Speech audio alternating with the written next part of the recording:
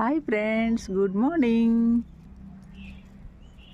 ఇంకా మంచు వదలలేదు, మాకు ఇంకా మంచు పడుతున్నదండి. ఈ ఫ్లవర్ ఎంత బాగుందో చూసారా.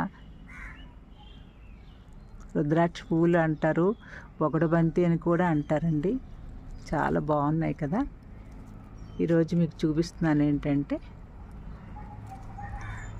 ఈ 3 పువ్వులు చూసారా. ఇవి 3 పువ్వులు అండి. ఇవి ఇదొకటి, ఇదొకటి, ఇదొకటి.